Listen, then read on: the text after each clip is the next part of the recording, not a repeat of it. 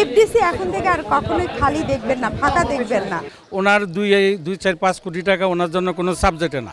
উনি একলে একটা film industry মন প্রাণ দিয়ে তাদেরকে ভালোবাসি, তাদের জন্যই সবসময় কাজ করেছি এবং ভবিষ্যতে তাদের জন্যই কাজ করে যেতে চাই।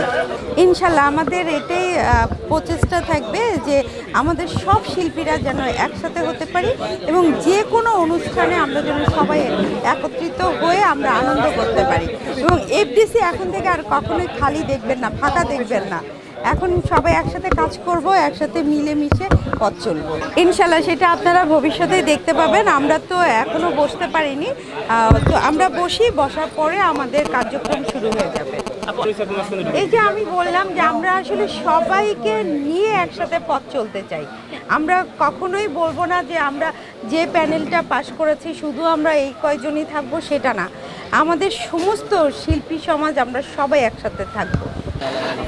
আসলে ডিপজল ভাই বাংলা চলচ্চিত্রের অনেক বড় একটা মাথা এবং উনি একজন দানবীর। সাথে মিশা ভাই আছে, রুজিনা আপা আছে, তারপরে সুচরিতা আপা আছে, দিলারা আপা আছে, রত্না আপা আছে, যারা আছে সবাই এখনকার যে কমিটির জন্য উত্তম। চলচ্চিত্রের শিল্পীদের জন্য আমি মনে করি এই কমিটিটা ইতিহাসের সবচেয়ে বেস্ট কমিটি।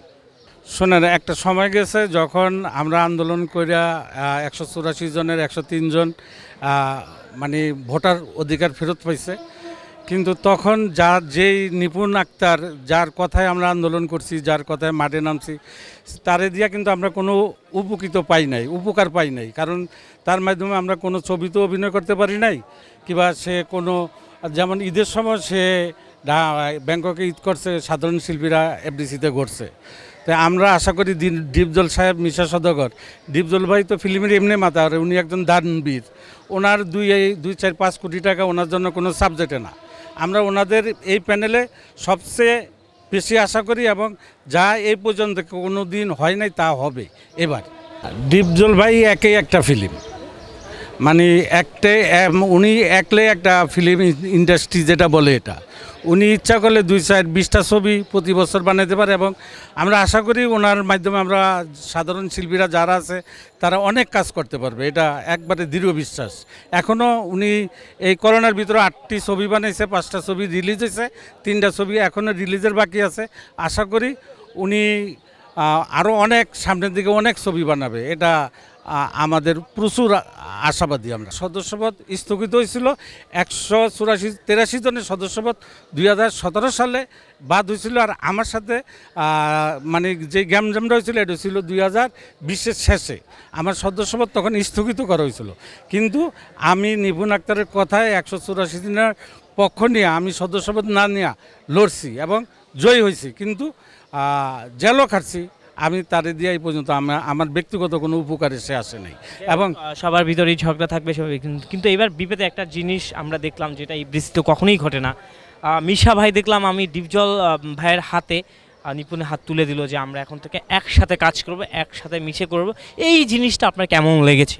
এটা অবশ্যই ভালো লাগছে, কারণ পিতা সন্তানের সম্পর্ক, যেহেতু চলচ্চিত্রে ডিপজল ভাইয়ের হাত ধরেই রত্নগর্ভ ছবির নাম, ডিপজল ভাইয়ের হাত ধরেই নিপুণ এই চলচ্চিত্রে আসছে। তারপরে তার দ্বিতীয় ছবি হলো দাদিমা, ওইটাও ডিপজল ভাইয়ের ছবি, রত্নগর্ভ ডিপজল ভাইয়ের ছবি। তো সেই হিসাবে পিতা পুত্রের মতো, পিতা মেয়ের মতোই তাদের সম্পর্কটা যাতে আজীবন ভালো থাকে এটা আমরা চাই। এবং যেটা নজিরবিহীন দেখা গেছে যে হাতে উঠিয়া দিছে, তো বাপের হাতে মেয়েকে উঠিয়া দিছে। আমার মনে হয়েছে এরকম এই সম্পর্কটা যাতে সারা জীবন থাকে, এই জন্য আমরা সবাই দোয়া করব। এই হাতে উঠাই দিছে, এই উদ্দেশ্যে আসলে শিল্পীদের ভিতরে যে একটা মত বিনিময় হলো, যে আগে দেখতাম দল কষি, আসলে আপনারা তো সব শিল্পীরা এক, কিন্তু একটা বাইরের লোকের লাগলে তখন হয়তো বা গ্যাঞ্জাম, কিন্তু একসাথে থেকে তাহলে একটা শিল্পী আর একটা শিল্পীর নামে বদনাম কেন বল? না, এখন থেকে আর বলবে না, কারণ ওই যে হাতে উঠে দিছে, এখন আমরা সবাই এক। এখন এর নেক্সটে যদি কেউ বলে সেটা আপনি বলতে পারবেন, যেহেতু এখন আমি মনে করি আমার কাছে যারা ফোন দেয়, যারা ভাই বেড়াদার, যারা নিপুণের কাছে ছিল, যারা নিপুণের দল করছে, এখন আমি সবারে বলি যে আমরা সবাই এক, জাগ্রত হোক বিবেক। এই উদ্দেশ্যে, দর্শকের উদ্দেশ্যে আসলে এইটা নিয়ে কি? আর দর্শকেরা যা জানেন কিংবা যা দেখছেন, আপনারা ভালো করে পরের কথায় কান্না দিয়া ভালো করে জিনিসটা যাচাই বাছাই করিয়া আপনারা মন্তব্য করেন। আপনাদের কাছে এটাই আমার অনুরোধ রইল। আসসালামু আলাইকুম।